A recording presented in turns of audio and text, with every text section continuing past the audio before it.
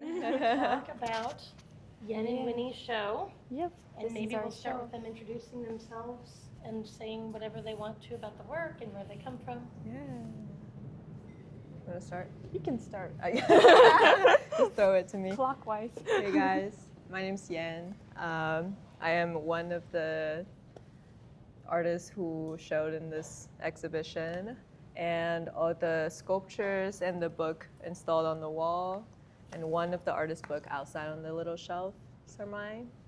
I'm from Beijing, and I went to undergrad for printmaking, and I did a lot of traditional printmaking before, and now I'm still in the print program. I'm the second year print grad, but I'm kind of moving into building forms, exploring mixed media, different surface that also kind of speaks print, like translating images into different kind of ways and surfaces.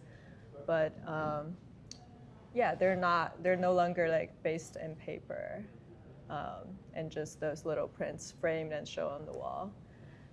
So these are some of the works I've been working on in the past 1 year or so.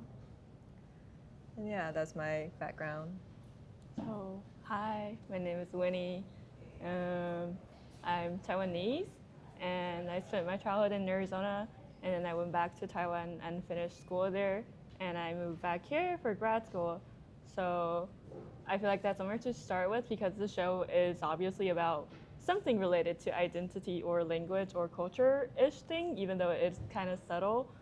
And I'm a second year MFA student in painting and drawing here.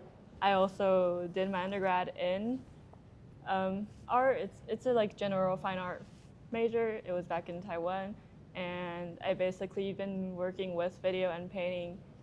I started painting since like middle school, and I had a huge phase for video work in undergrad. I spent like 2-3 years working with documentaries, and then just like shift into more whatever type of video art that I'm doing right now. And now I'm like trying to balance these two mediums to see if I can discover a different way of using materials. Do you want us to introduce you? Oh, no. I'm Jessica Jackson Hutchins. I teach in the painting and drawing department. Winnie was my advisee last year, first semester. Yeah. And I've been working with Yen this semester, so I have sort of a privileged insight into both their work and their process, which is a real treat. Winnie made these paintings. That's one thing you left out, the big paintings. That video, the silver point drawing on the wall. Yep. And one of the books on the outside of the wall. Yeah. I thought I might ask you to expand on talking about how language, translation, functions in your work, not just talking about, verbal foreign language, but also material language, and the introduction of mark making, graphic versus form, this kind of thing. Do you want to start yet? Yeah, I would say like from our brief introduction, you can tell that we move around in different countries. We live in different places, and we live using different languages. And that's kind of the more limited definition of like the language that we want to involve in this show. But also I feel like the experience has kind of stretched our ability to understand things beyond just spoken words, which we kind of brew on and consider a lot in our making process. Personally, I'm like really trying to explore as much as I can in the material language right now, because I'm just like very intrigued and stimulated in the process of like getting to know all the materials, how they work in my hands, and how they kind of speak to me in a way, not like somebody else talk to you. But I always consider like working with material like a collaboration, like kind of a communication. We have conversations and be like, sometimes we argue, so it doesn't work well. Sometimes the ceramic cracks, they're like, okay, I did something wrong, I didn't really listen to you, right? So that's kind of my thought process in this. Do you have like similar kind of? I think about like language, or like the expanded idea of language. Something about like how we started this collaboration was that our studios was like next against facing each other for the first year of grad school, and we just like obviously had a lot of conversations about our thoughts about art and art making because we're in this program right now. And we both agreed on this thing about how we have this very strong of territorial aware that we are from this certain medium. Like for her, she started from print media, and I started from painting. And even though we are working with different materials now, that set of like, I guess, language system that came in that material tradition is still part of our thinking progress when you're making art.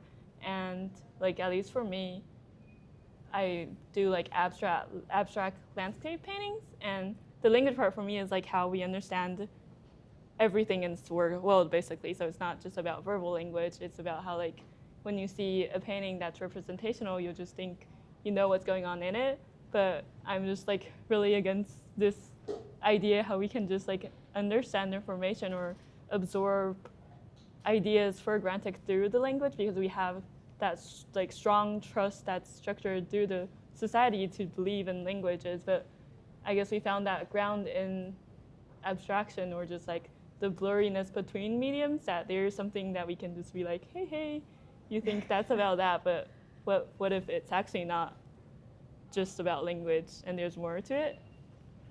Do you guys think that growing up with bilingual and in cultures where there's sort of a language shock, like being outside of dominant language or inside, that made you particularly attuned to this kind of awareness that you were talking about? Yeah, for me, it was very important because I learned English first. I moved to Arizona when I was very, very young, and then I went back to Taiwan and learned my mother tongue, Chinese. So that was like a process for me learning a language through a language that's not my mother tongue, and just like being able to be aware about the differences between different languages in a very young age. And I just can't ignore that sometimes we say stuff and we just assume people know what it means, especially when like we think it's positive or we think it's negative, Right. but actually it doesn't deliver that well. And that's like the part that really stood out for me culture-wise. I kind of have a different experience. I started to actually use English when I was 18. So it came into my life pretty late, but now I like use it a lot, and like I do therapy in English only. Like I wouldn't therapy in Chinese, because like I don't know how to talk about feelings in Chinese. But I think 18 was like an age to me that also I moved here, I started college. I was like, okay, a lot of things was happening at the same time at that age for me. I was like, I started to actually value, or like try to explore and value my own position in where I stand. I'm like, okay, sometimes I didn't really think about my surroundings and how it takes me and how I embrace it, and how my presence communicate with like people around me. But when I moved here, it was very different. And then I started to think about like what my feelings mean outside the personal way, or just like, oh, I feel the certain emotions, but what does it mean? There would be like common feelings in other people too, and it's like, but we're experiencing different things. So I started to think on that, and then I always like, I never really believe in translation in a way. I'm like, I talk about different things in different languages. They're kind of two separate systems that are running the same time to me in my mind. And I'm like, things cannot really be translated, even though it's kind of a matching game that you put two words that are close enough together and draw a line between them. It's like, okay, they're each other, but they're not, right? So I started to like write in English too, which is a fun learning experience for me. It's very different than Chinese, because Chinese language can be very abstract in a way that it's a good medium to hide your feelings, or to create a very ambiguous narration. But I feel like writing in English really make me feel like really naked and exposing myself. And the process of overcoming what English brought me, I think started to translate into my works. Like my earlier works was kind of like more social political in printmaking. I think it's also tied to the history of printmaking in the West world. And I think that's the part that actually drew me into printmaking. I was like, I like being very active in the political stance that I have and in things that I learn and see around me, which didn't really happen in the earlier stage of my life back home. And now I'm like moving on to abstraction because I feel like this belief in translation in different languages kind of brought me here, that I want to remove my presence in my works and just leave them there, be like, okay, you can like look at them. They might have text in them, they might have writings in them, but I wanted to point to different directions for different audiences. And that way, the kind of really narrow limitation in a certain language and spoken words to me got broken and shattered in a way. So that's what I want in my works right now. Yeah. We're in really rich territory, you guys, with the work and the way you're talking about being in different languages. The difference, I mean, it sounds like what you're saying about translation is that the new work, the translated work, really does inhabit a separate space and then has to be experienced by its own criteria as this new work. You both talked about feeling language, right? Not just like reading or understanding it in a linear way, but these like the sensory experience of living through language. And it reminded me, Winnie, also when you were talking about the private space, of your really interesting breakdown of the way the paintings and the videos are working with private language differently. I'm wondering if you could talk about that. Yeah, so this was like something that's been on my mind for a while because I've been really working hard on trying to figure out how I can show the videos in the same space as my paintings, because like as we all know, projectors doesn't do well with light, but like for painting you have to have it bright for all the colors to be seen. And also like colors are like the one thing that's very specific to me. That's like the only language that I feel like it has to be like that. So when I was working on the show, I started from this piece and I just like settled with the scale of it. So when I was looking back and trying to figure out my video installation piece, I was really going back inside myself and like trying to see my feelings about how I think about videos and paintings and what's like the main difference for me now. And this idea came up about how like I think I was reading about something and it was saying how like video, like of course for like deep film people, they will disagree with like video and film being the same thing, but let's just call it video for now. But like video, it started to be like in theaters, it's supposed to be a community viewing experience. It's about a bunch of people looking at the same thing and understanding the same story, and it's a communal thing. But now it's like personalized, it's in your phone, and it's more about internet and just like more fragmented viewing experience. And for paintings, it's kind of the same, I guess. It's like it started from church and religions. It's about like spreading this belief towards a certain community and like trying to make people believe in the same God. But now it's more about like private property, rich people owning paintings in their houses and getting to place them on sofa. So I was trying to like see if I can reverse this painting thing.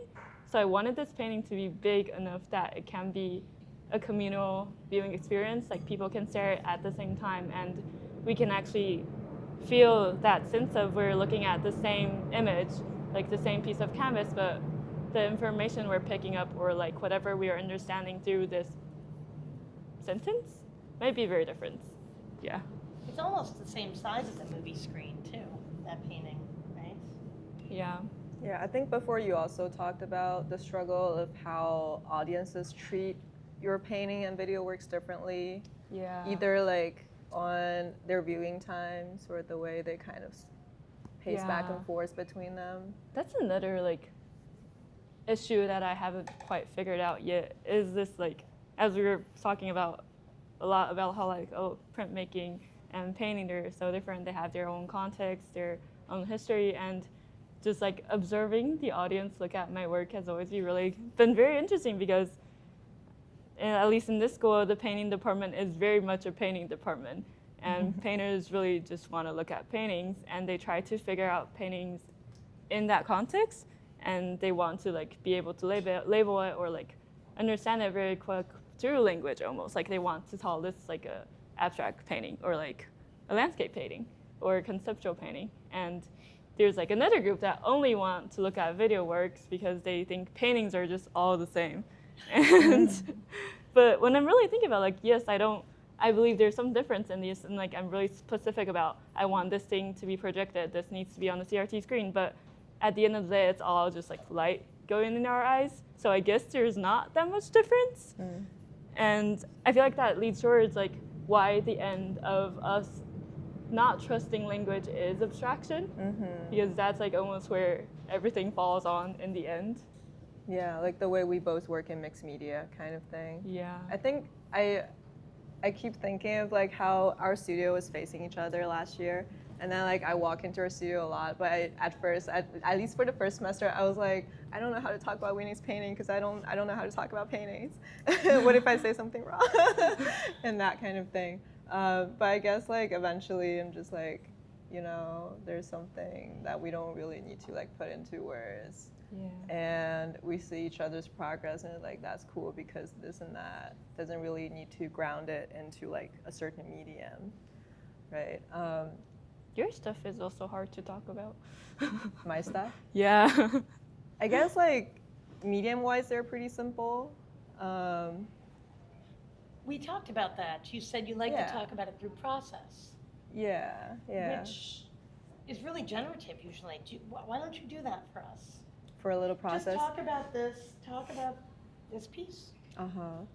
So this piece was probably the latest work that I finished in this show. All the other things I kind of finished before summer.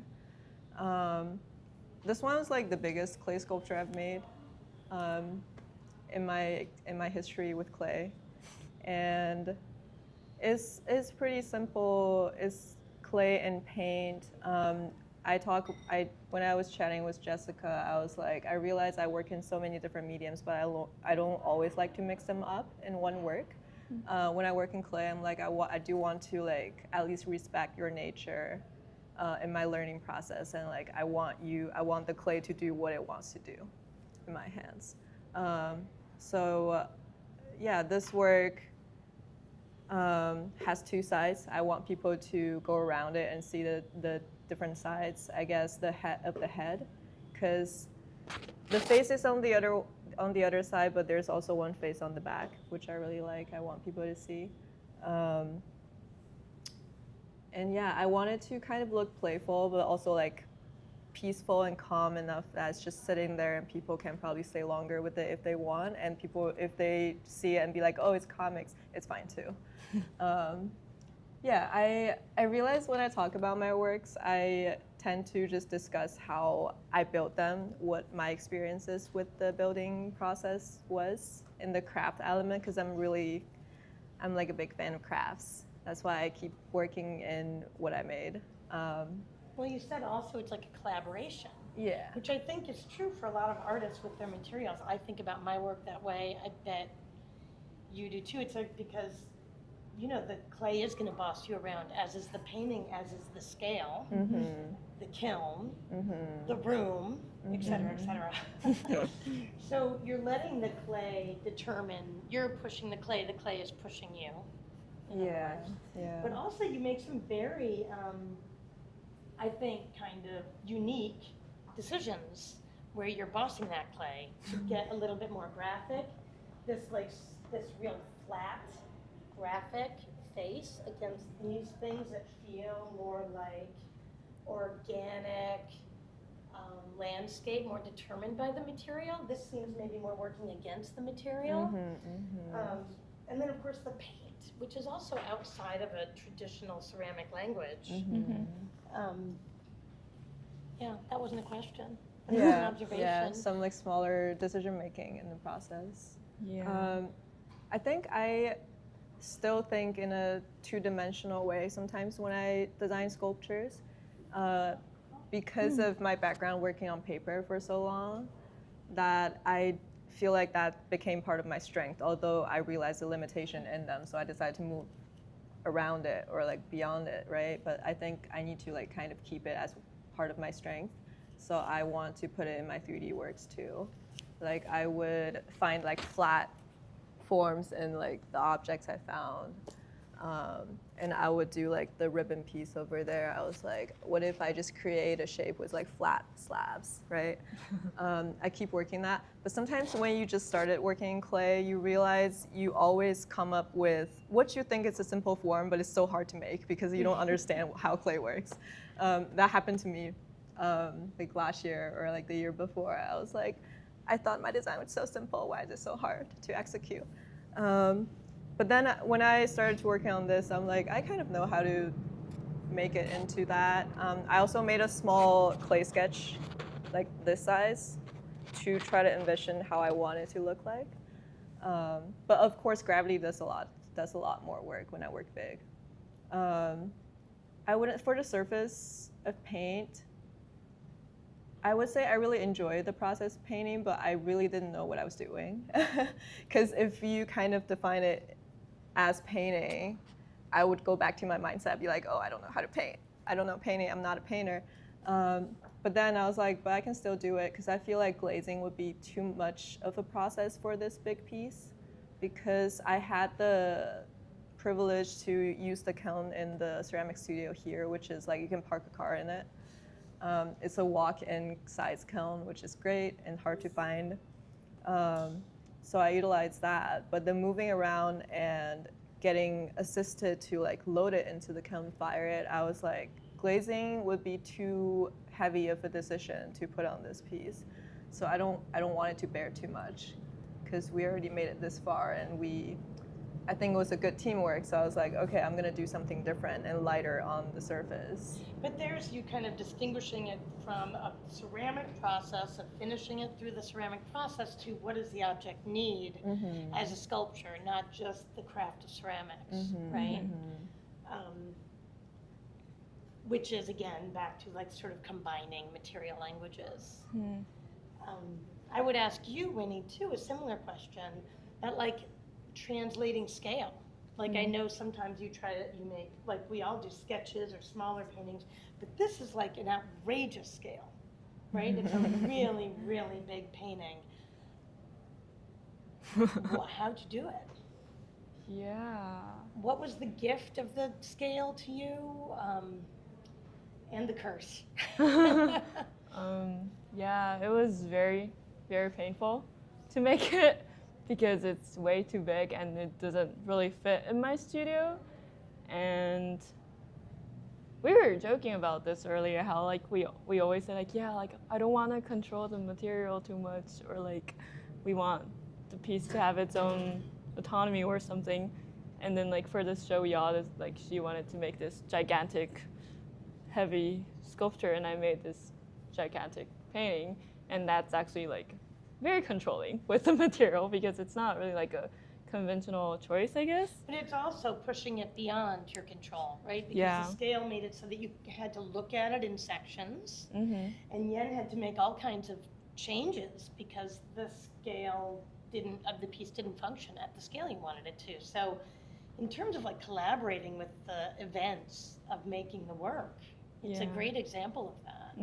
I do think we're very respectful towards the stuff we make.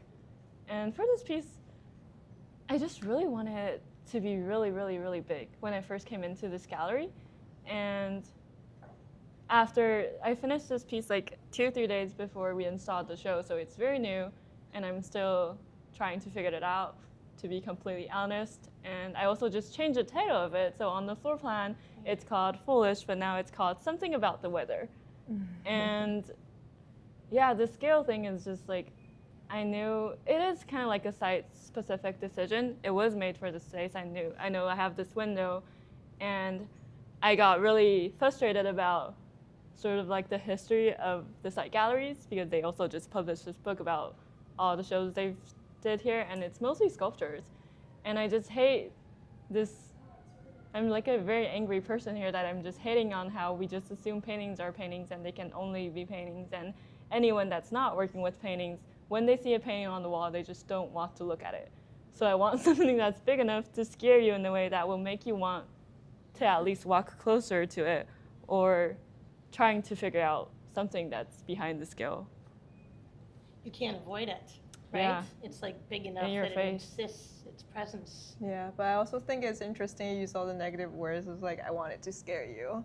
And it's like Yeah. painful to make. But I don't think that's the case. Well, like for the painful part, we like talk in that way. Yeah, but it's not we're really like, in- we're like, we struggle so much making these, but we chose to struggle. Yeah. And we're like, we just gotta sit with this struggle for like a couple months, right? While And I also making it. think it's like, I was thinking about this yesterday about how like these stuff, they're so hard to make, but our work itself, it's like not really angry or aggressive at all.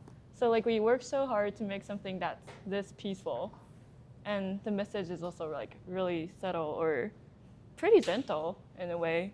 Yeah, no, I was surprised to hear you say anything about anger. That's never come up with us. Yeah. Plus, it's actually beautiful. I think it's I think it's a beautiful painting. I think that's a beautiful sculpture. That's a beautiful painting, and it feels like the work feels really successful. I mean, not that this is a crit when we're doing that, but in terms of what you're talking about materials and language and collaboration with each other and with the work. So I wonder if you could say something about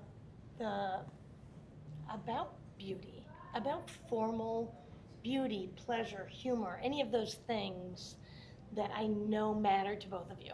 Yeah.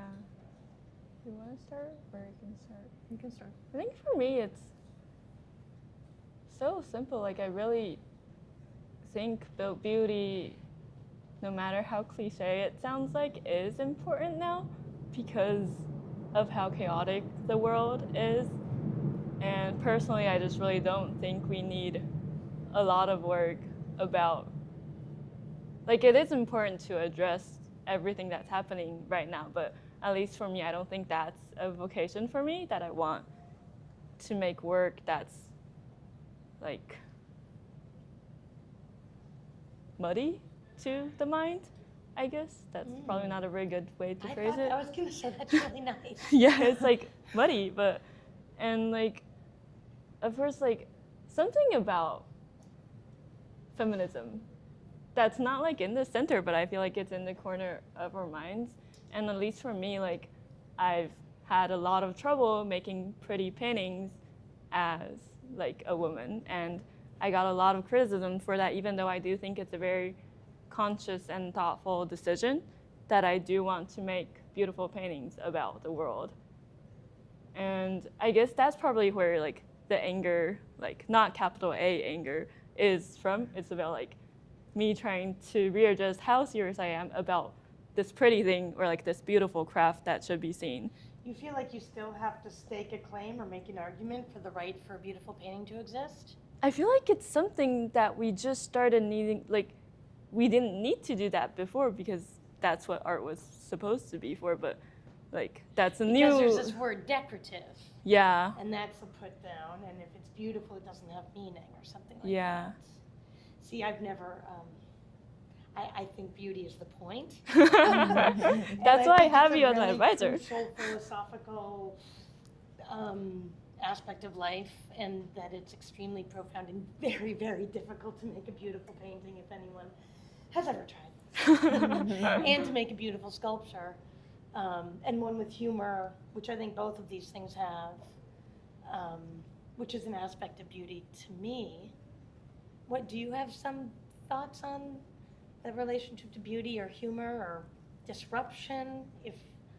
Yeah, I was thinking the big painting. I was like, you said that you want the presence to scare people in a way. But Yeah. I was like, it's actually embracing everyone who's standing in front of it because it's so gentle. It's so just like leave a lot of space open for people to like look at it, right? But the scale itself, like the way you really want to occupy more space with this flat canvas and stretch it into the space, I think that's the strength that beautiful, pretty works that make people comfortable to look at it for a longer time brings. And I feel like if we want to stretch it to like feminism and all that, because it is in the back of our mind or the concepts we worked in, I feel like sometimes, because we kind of all work in this so-called male dominant field, like of mediums, because there are some mediums that are more like, has a stronger presence of like female artistry. But I feel like because painting historically very male dominant. Yeah, they erased all the women. Sculpture too. Sculpture too, and clay too, because it's so labor intensive. Printmaking, I think it can have this balance, but also eventually it get really labor intensive. So, like most of the master printers would be, man. That's true with most fields. Yeah, Yeah. most fields You in know, art. chefs that get paid a lot and Yeah. have a famous name are men, Mhm. but in the kitchen, it's all of us. Mm. When the labor's degraded, it tends to be more identified with female. Yeah, but then Yeah. I'm like the intention of trying to occupy more space doesn't have to always be aggressive and Yeah. dominating in a way to like crush other people down or like things like that. So I feel like making gentle works has its place. Sometimes I think of how different all the ceramics artists I know work, like the way they work in is very different. I know people who are like so perfectionist, they make like perfectly smooth things and they cast a lot of things that's 3D model printed. And I know some people who just like throw balls of clays together and just like spray glaze around and it look like a mess. It's sharp, it's heavy, it will hurt people, right? All those kind of things exist in the ceramic world. I'm like, just thinking of that, I feel actually more freed in like the decisions I can make in my works. And I'm like, at this stage, I really want to bring the joy of making into my works. That's why we all can be like this angry women at some point, but that's not my main presence in my work right now, because I want to communicate more and just to give this forward energy more to my audiences rather than just like, I will show you this, that's very important and sad, Yeah. which happened in my past works.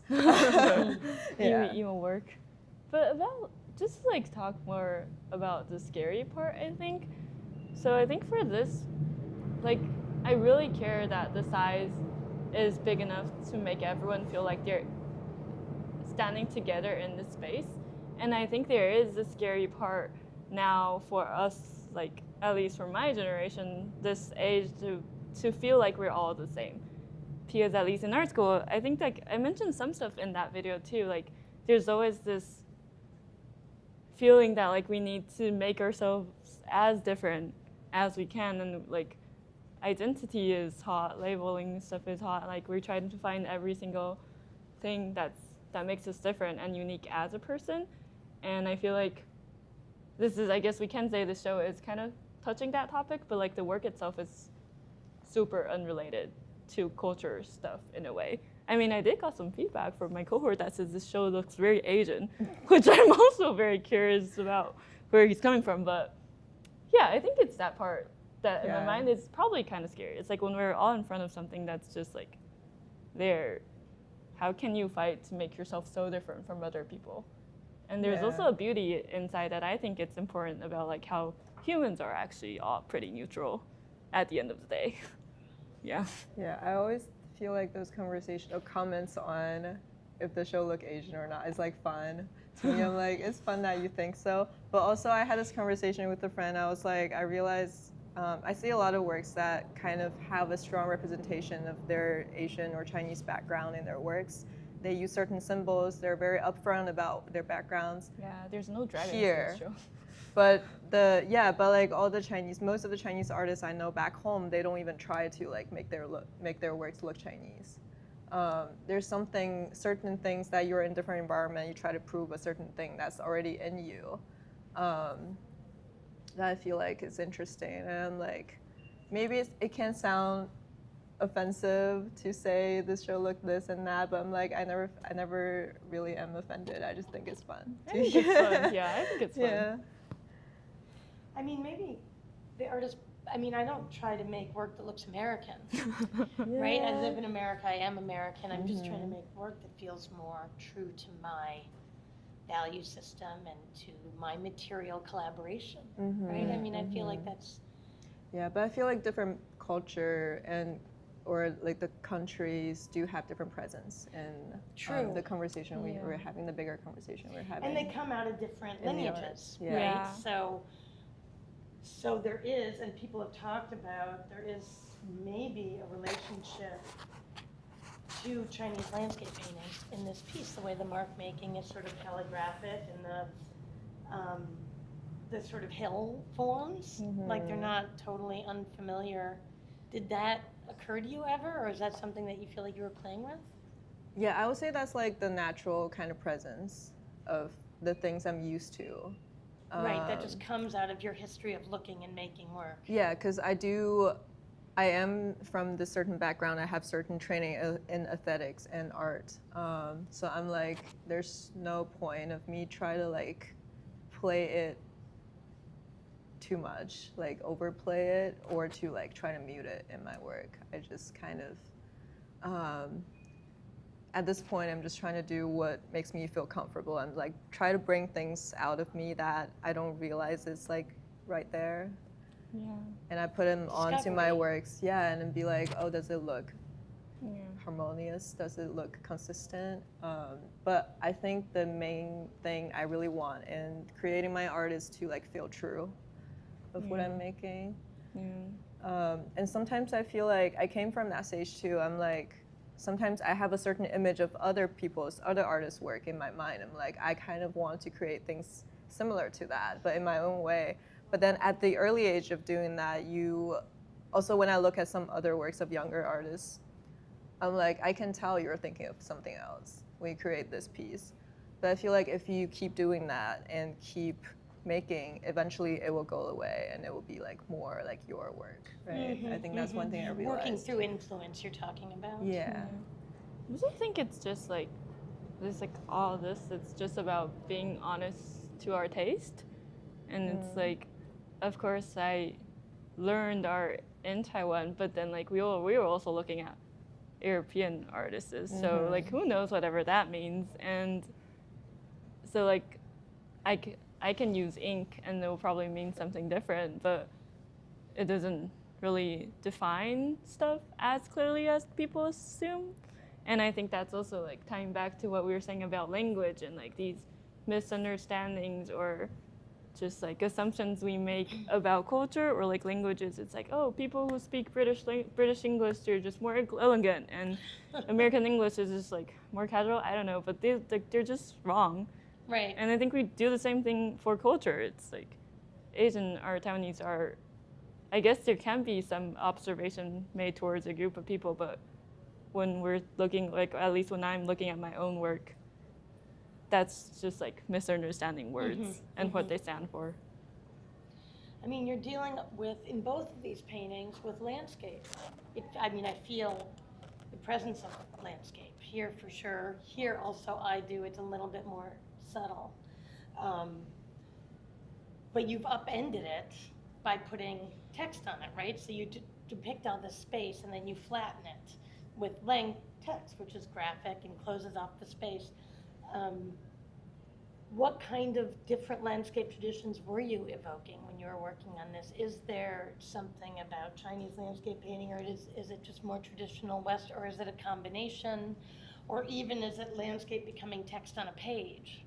Like all of those things seem a little bit present. I'm wondering if you could talk about that. Really, almost everything. Like for this one, I was really thinking about all the sun paintings that was made throughout art history, and like there's that monk sun painting that is gigantic. I think it's bigger than this one, I'm pretty sure.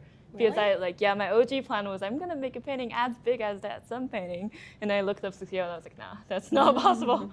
But yeah, for this one I was thinking about sun and this feeling of just like energy that's from a light source that's very far away, and it's like expanding in front of our eyes, and that's why we need a big surface to hold it. And I guess that's just my experience about nature. And for this one, I was looking at that cloud painting in the Art Institute made by yeah. O'Keeffe. Yeah, and for the text, I was definitely working on my calligraphy stuff during that time. So it is like a mixture of both. And I was talking to Cameron last week about this, how like, so I just discovered that I have this condition, it's called aphantasia last year. And it's about how like I can't create mentalized images and I just can't see stuff in my mind. And I also don't have internal dialogue, so that's what's like is crushing everything I see, where I feel I experience down into just abstraction, and I get to piece them together on a canvas, and how this like mental condition does to my experience with images and my idea about landscape. So wait, you can't, Like visualize things. Yeah, I can't visualize imagine things in your mind, so it all has to come out through your hands. Yeah. And basically, I can't imagine stuff, to make it really simple. And it's like interesting you didn't realize it was a condition before. Yeah, I thought it was You just guys normal. talked about it, I thought yeah. everyone was like that. So. Yeah. What about you? Do you imagine things? Now I'm trying to Yeah, the nature of the imagination. Or something. Yeah. I remember things by visuals. I'm like the complete opposite. I'm like, I remember directions and where streets are by what store is in the corner, what people I saw on the street last time. I don't remember the signs or text and those kind of things. So I'm like really a visual person. So when you go about making a sculpture and you go about making a painting, I know you make studies, both of you make studies, kind of drawings. In this case, you did. Yeah, for this one That's I did. inside knowledge. And you did too, right, on paper? Or did you do a small version? Yeah, I kind of made a small model because I can't really sketch out the 3D aspect of sculpture on paper. And you made a small painting. I normally can't do that, but for this one I'm really proud. I did like have a small drawing-ish study that doesn't really look like that anymore, but it's like where I started this painting from. And that is instead of imagining it in your mind, because you can't. But you can't start in a vacuum, right? So you have to have some kind of game plan. I So that really comes don't out have in game your plans. no game plan. Your game No. plan wasn't to recreate that one painting, but just to create an event, kind of, at this scale for this show. Yeah. And then you're in the process. And in a way that's not so different than what you do. Yeah, I think we both really enjoyed how the work can transform in the progress of when we make them, because we're like, it's gonna look different, but that's fine, right? It kind of looked different than either my sketch or my small model, but I'm like, that's gonna be how it works. And like, I visualize works before I actually make them a lot of the time, but I'm like, I don't visualize them in a certain medium. They're just kind of floating image there. And I'm like, it's gonna look very different when I make it in clay, but that's fine. You know, that's part of the translation. Yeah, I think just being honest and like putting trust in our hands is a thing that we enjoy. I'm wondering if there's any questions. Do you think we should open it to questions? I wonder if there are any questions here. Yeah. Hi. Thank you so much for sharing. My name is Yishu, Hi. and I have questions about colors because I realized that there are a lot of colors which has, which has low saturation, I guess. Yeah. So I wonder if there's any meanings like choosing these colors, and because I don't know, but I feel that it gives me a sense of something that is really soft and quiet a bit, and also transparent a bit. Sometimes I also fading. Yeah, so Cool question, colors. thank you. Colors. I guess my palette is the only concrete language that I rely on. And as like a painter, there's so many different ways to manipulate the palette. Like, in fact, when I was working on this painting, I was looking at like the more colorful part in the center, and there was a stage when I really was like thinking if I should change the colors to make the painting feel more mature. And like I eventually didn't do that because I feel like I'm still young and like I don't want to make paintings that feel older than myself, even though that might feel cooler. But also, what is a mature palette? Yeah. like burnt sienna Like who? and like burnt sienna or like Burnt sienna is a mature or like palette? yeah, or probably more phalos. Yeah. Really? I don't know, but for me, like the palette is very important.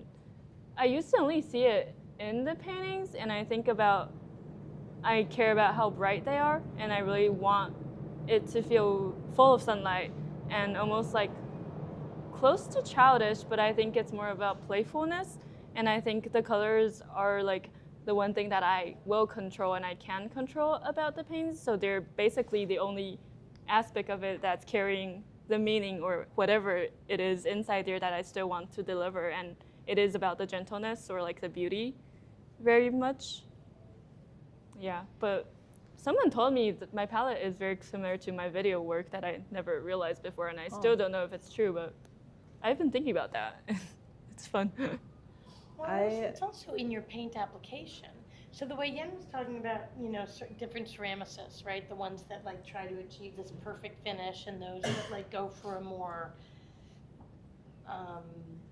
process-heavy, free kind of approach. I mean, to me, that second could find an equivalent, maybe an impasto painting or something. But you have always wanted your paint on very, very thin layers. Yeah. Right? So there is a lot of restraint in the color, in the paint application, if not the palette exactly. Yeah, I like to use almost like at least half transparent layers. So I use a lot of mediums to make sure like every layer it just changes the color a little bit. And I like that most of the time I use like optical blending. So I would do like, how do you explain this? Like yellow and blue and then it's green. I feel like that feels a lot better or like a lot closer to what I want to see for me besides just like a solid impasto green. And I do think it's about like the certainty. I don't think my paintings are that sure about what they want to be. So I like to have that space that sort of allows you to feel like there is time spent to make sure this color is what it looks like. I think when you put it and more down to the idea of uncertainty, it makes more sense to me. Because I feel like I actually feel like this painting is kind of out of your palette. It is. It's darker than what I normally do. Higher contrast. Yeah, there's like some blacks. Yeah, more like texture in the dark colors. Just like knowing your past paintings, mostly pastel, and very soft and gentle, like kind of giving energy of this. Yeah. But then I was like, I can't really pinpoint what colors themselves do. Yeah. In it, but like the energy, I get it when you talk about it. And it's also like the colors work a In a lot way. into making the paintings feel like they're blurry or it's like there's some type of fogginess or haziness going on with it. And it's like both the colors and the edges of the forms that's doing that. And I think it's the way you kind of almost draw with the paint with this pretty dry brush. Yeah. Also a lot of drawing materials in that painting. Yeah. There's charcoal and pastel. And then that relationship to the writing. I mean, the text that you're kind of carving out with paint, but is obviously related to writing and drawing. Yeah, which is also about like fighting against this conventional painting language, I guess. It's like introducing drawing materials and it's unstretched, obviously, so something about expanding the idea of painting is what I'm still very interested in. And creating space and then refusing it, Yeah. which is a thing that you like to do. Yeah, and you also have a discernible palette, that has, I think, a delicacy as well and a thinness. Like you talked about, like if you had glazed this, then it would have a thick layer of glass over the whole thing with very insistent physical presence of color. So there's a reason that you didn't do that. Yeah, I would say. And the same with this one too. I say like there's some, like the black bits have like a glaze, but everything else is much drier and resists that glassiness of a full glaze. Yeah, I think it's both on the surface if I want it to have the shine or not, and also colors. I do a lot of drawings, but they're only black and white. I don't really do colors that much in my works, and I don't really feel insecure about sticking with it. So when I like try to paint, I'm like, okay, I bought like 3 colors of paint. That's what I'm gonna do, because I'm gonna do one step at a time. I will add in 1 color or 2 color in somewhere. I feel like glazing is a different process to me than building with clay. For sure. Well, it's a surface treatment. And Yeah, it's color but- rather than form. But like when I talk to a lot of people in ceramics, they almost always ask me, why don't you glaze this, right? Because to a lot of people, it's kind of a fused process, Right. 2 in 1. But I'm like, I feel like glazing has another layer of craft, and I'm really a big fan of knowing my craft, and that's why I taught ceramics workshops before I came to the grad program too, in a certain like slip casting, hand building realm of crafts. But I'm like, I do really enjoy teaching crafts because I feel like I really know my crafts when I work with them. So like if I feel like it's out of my hand, it comes back to the controlling aspect of it. Like you don't How we want to treat our glaze something mediums. and then have it become like fluorescent plain. Have it do something else that I don't know it will do, right? Right. And it's we have a glaze lab in 280, which is amazing. I'm like, it's a whole chemistry behind it. Some people are really into it. I'm into it too. I feel like the process is like baking when you make a glaze. But I feel like we still need to spend more time with each other, me and glazing. You and glazing that Yeah. makes it better. Yeah, just like when you just started advising with someone. You're like, okay, we need to do this for the whole semester to see where it goes. A little bit of this, a little bit of that. Yeah. Glazing. Are there other questions? Oh, yeah, cool. I was curious, I don't come from an art background, I studied cultural studies, and so this whole conversation was really interesting. It made me think about like reception theory, and so like a message is encoded and then it has to be decoded, and that sort of, I feel like these days is a more understood method of communication rather than like a message is just broadcast exactly as it's meant to be received and that it is received passively. So then the conversation about materials was really interesting. I'm wondering if when you're in that conversation and the material is encoding something to you and then you're decoding it, even though depending on your like spiritual alignment or not, you might whether or not it is like definitionally true, do you feel an emotionality coming from the material, even if it's not necessarily there in a real sense, but in the conversational sense, does it feel like there's an emotionality coming out of that dialogue? Yeah. I'm not really spiritual in the way that I believe. Like, of course, I think everything might have a spirit, but not like in a way that I actually do like candle magic before I start painting.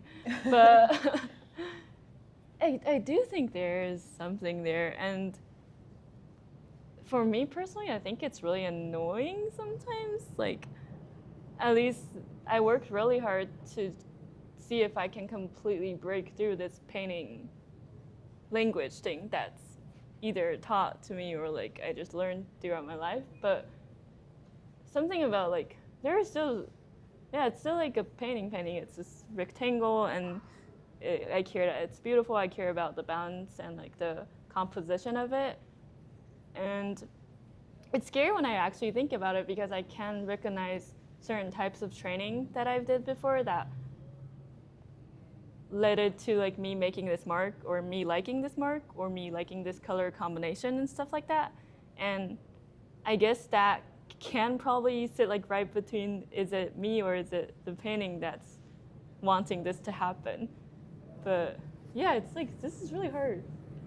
Yeah, I would say when I talk about like having conversation with the material, it's not indicating that there's a potential consciousness existing in the other side, right? I feel like that's a very human-centric way of thinking, of communicating with non-human things.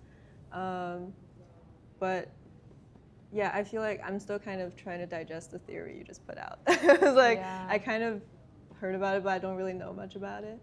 I think for me, it's like my paintings, they're like my children. I mean, I don't have a kid, but obviously, but I mean, I can, but it's like I sort of know what's going on, but then it's really just like someone else. And the conversation for me is like respecting that I don't really want to ruin this thing to make sure it's like delivering my own message to the viewer, because I obviously like also can't control what the viewer is seeing.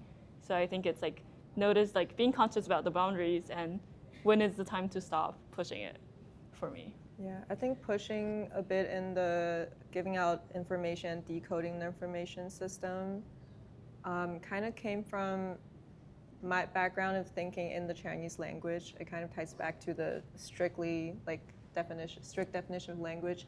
But I feel like Chinese is such an ambiguous language that I got used to really leave an open space between things. So I feel like when I work with certain things, I don't need to know everything about it. I don't need to have full control of what it's gonna do, and I don't need it to tell everything to the audience of what it has, right? And I'm like really comfortable. I know some people might not be comfortable with like leaving space open, not knowing what's in there. It's like a foggy in-between space, but I'm like really comfortable existing with this space and everything. I think that's kind of embedded in my mindset of thinking of things. That's why I always do things this way. Yeah.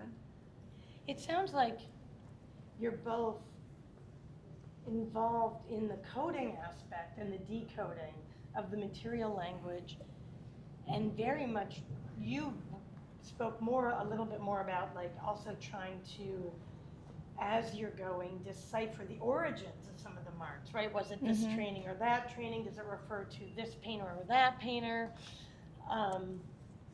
But that it doesn't have a particular emotional quality. It's just sort of a like working within the rules of the language to get through to something new. Is that? Yeah. Probably, yeah. Yeah, that's what it sounded like to me. Yeah. Kind of what you were saying.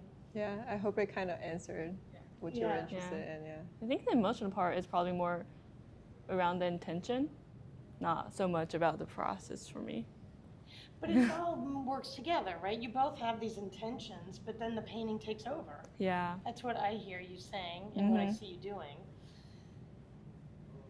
You have the intention to make a giant painting that maybe it's going to have something to do with landscape and language, but then the paint comes out, and then it dictates It just the happens. next mark. And well, it happens through also all of your training experience, all the looking, all the conversations of like what it means to you to build a painting, build a sculpture in 2025 in Chicago with these materials and right? How much did you think about each other and this show? Or did you not need to? Like, were you, because this does, I mean, in a fun way, also because we're talking about, I mean, it very much looks like it could live in this landscape, or there's really a formal relationship between these objects, even though I think they're pretty obviously different artists. But did you think about those things, or was it just sort of a friendship wanting to make a project together? Part of the friendship is also that we know enough of each other's work and aesthetics that we like agree with each other. So we're like, okay, we can do this together, and it can like occupy different space in the gallery, right? I would say we didn't really have. She moved her studio away, so we're no longer face to face anymore. So I would say we didn't really have conversations of the work in progress until we finished things. Yeah. I And saw like a then- picture of that probably once. So like Before install. Before install, I texted you. I was like, I don't want to work on this anymore. Yeah, Do you think you can just sit there until we install? But yeah, and I feel like I got a lot of comments, which I'm happy to hear that like they kind of echo with each other aesthetically, right? But I feel like a good part of having this show is that we have a common sense of this space that we're gonna occupy, and that kind of went into the common language we have in the works we present, because we applied to this show like last year, so it was a kind of different object list, and a lot of things was not finished by then, and we were like, we don't know how it's gonna look like color-wise, size, scale-wise by them, but we were like, okay, but you started this huge painting because you were like, I have to occupy this big wall. We got this, and we got the big window. And I'm like, yeah, I'm gonna try to build as big as I can to like fire in the studio, but now it looks so small in this space. Yeah. It's so I'm like, there's still a way to like install it. I also pivoted installation for the sculpture, which is a fun part for me, because I guess it happens when you work with the actual show. That you realize certain way of installing for like a month-long show is too risky, and it's like, I don't want to break the floor if something happens, if people get too close and all that. So I made different plans of how I can install this in different ways, still showing what I wanted to communicate in this work, but like make it safe, make it sustainable. That's also part of knowing the material, right? Like, Right. But I think those all kind of, the common sense of the space we're working in add to this collaborative kind of nature. It's a friendship project made from trust that worked out well. Yeah. And we also knew before that our stuff will probably look nice together aesthetically. So Well, and it sounds like you had already established that you have shared aesthetic values, and the way you talk about your work is both similar and different, but like really the core, discovering the work through the materials and this kind of openness to interpretation. It sounds like you both share that, so you know you're gonna at least respect the dialogue. Yeah, I feel like outcomes is 100% what people see in this show, but like it's just so much of a small part of the working progress of ours to Right. this show, right? So that's Yeah. Yeah. the different perspective from us. Are there any other questions? What's the time? it's 4:39. Are there things that we haven't touched on? I don't know. I'm actually pretty curious what everyone sees in this show. So like, Yeah, not sure if you guys Yeah. came into the show before. Is this the first time? or like, I don't know. What's your like final conclusion about your feelings towards this show? I think it's beautiful. Let's make it into a Don't you? critique. It's beautiful. I think it's beautiful. But we talked about that, and one thing you didn't really talk about it a little is the humor, which is a part of the show I really like. You know that about me. I like for work. This has this poetic presence. I guess I don't see so much humor, but this, I love the way the humor works in this. And in that, with the, and this thing, and it's very subtle. It's not a knee slapper, but it's the way the space is so invited. You're so invited back, and then it's cut off in these sort of like cartoony, loopy matchstick forms that are trees or a fence, or. But there's something light and funny and inviting about all the work, which I think is a hard and beautiful and open and mysterious, and I think that's a very hard balance to make, to achieve, which is why when I hear people say like beauty means trivial, I'm just like, in what universe? Like that doesn't make sense to me. It seems like a laziness of thought to think that beauty is a casual achievement, or that it denies the brutality of the world in our current political situation. I don't think it does any of that. I think it dignifies the importance of humanity, in which case we can see that the devastation of political climates now and at other times is, you can really feel the devastation of that, I think. So yeah. Yeah. Oh, questions? Also, oh yeah, great. First of all, congratulations for such a beautiful show. Thank you. I'm saying thank you, which is mine too.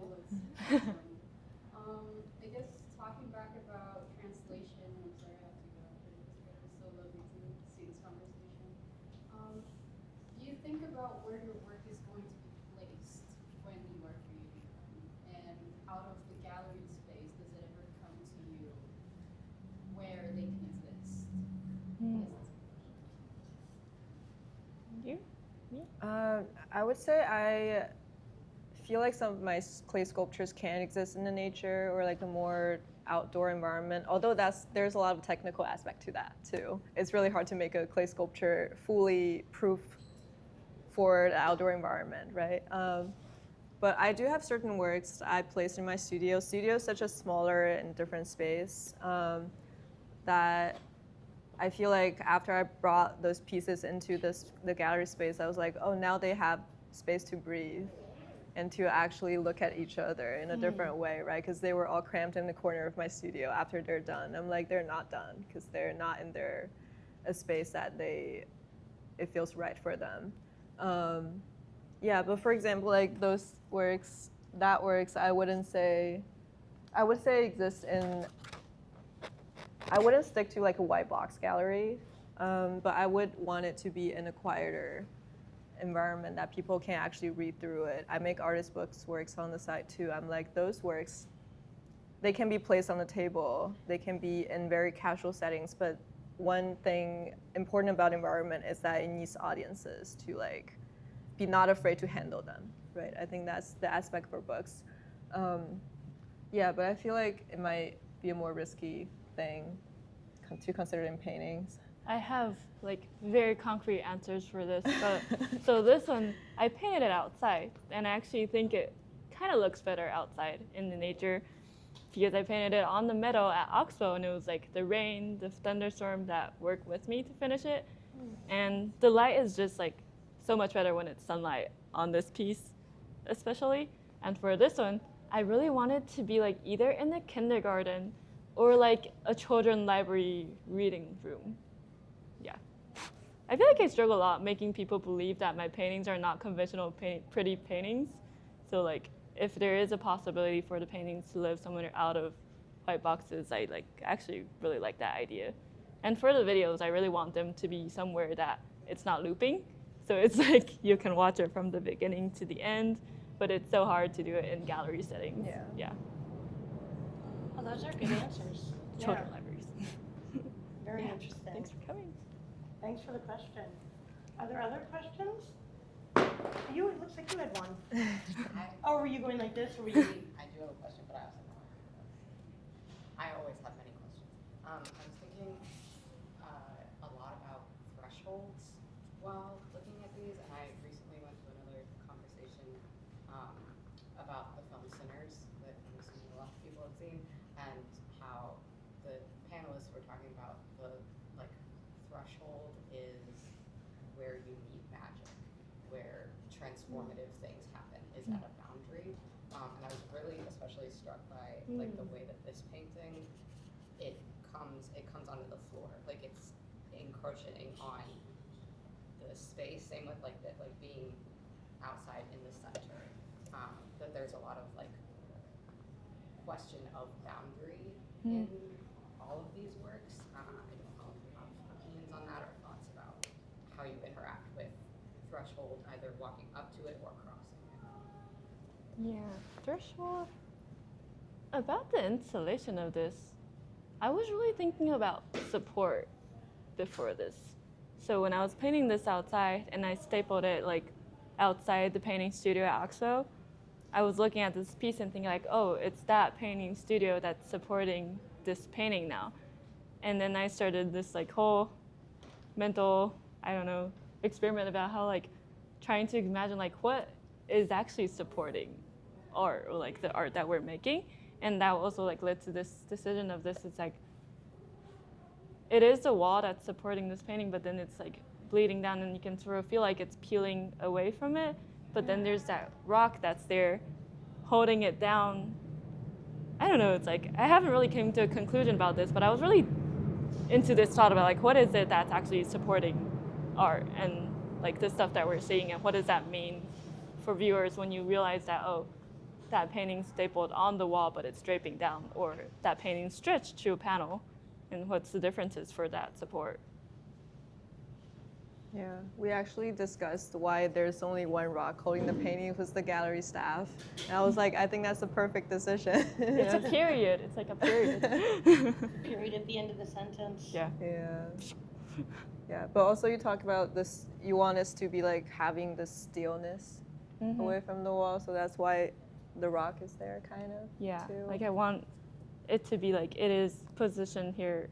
It's a very intentional move. It's not just draping because the wall is not tall enough. Yeah. Yeah. It's not flopping when there's wind or whatever. It's actually like Kind glued, sort of like taped on the ground. Like, Oh. Yeah, my other advisor was like trying to, and then he was like, "Oh, it's actually not moving." So. So it's like threshold, support, boundary. I think you're right. I mean, I see that in all the work too. Like there's a fence here, which is a boundary, which is a threshold. Mm-hmm. And you're talking about, when you talk about what supports art, I'm thinking about like economic systems, institutional systems, Yeah. but also like the wall and the floor. You talked about how heavy it could be. Also with these, well, that's not so much threshold, but like the way it can take up space, right? It's variable. It has variable dimensions because you can spread it out more or less. So it's all over the work, I think. It's an interesting question. Yeah. Is that a good place to end? Yeah. Thank you so much. Thank you guys Thank you for staying till the end. Yeah. Well done. Grad Beautiful students, show. advice Thank with Jessica. It's really nice. Very smart. No, Fabulous artist. Wonderful work. Yes. But I feel like advising is such a kind of a strange system to some of the undergrad. Because my friends in the BFA asked me, like, how does this advice, you keep talking about advising, how does this work? Yeah. But Right. when we have multi-level classes, we go around. Yeah, And it's it's kind sort of of, I mean, like, we have lots of individual meetings all the time. yeah, we're just like, we just chat for a whole hour every week. It's a lot of it's like aesthetic. Sometimes it turns into counseling. therapy. Mm-hmm. Therapy. Sometimes turns fights. Ooh, let's try to do that. I've never fought with one of mine. Maybe we. So thanks for coming. Yeah. Yeah. Snacks outside and coffee. Snacks outside. Thanks for